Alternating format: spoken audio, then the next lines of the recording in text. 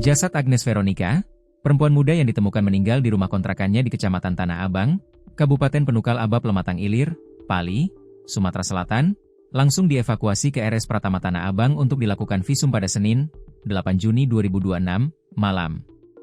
Proses evakuasi dilakukan aparat kepolisian setelah warga melaporkan adanya penemuan tersebut.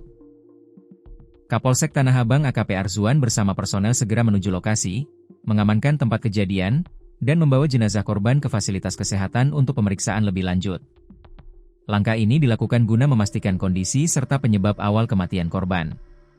Setelah mendapat informasi dari warga, kami langsung ke lokasi dan mengevakuasi korban ke RS Pratama untuk visum, ujar AKP Arzuan, Selasa, 9 Juni 2026. Ia menambahkan pihaknya masih menunggu hasil pemeriksaan medis sebelum menyimpulkan lebih jauh terkait peristiwa tersebut.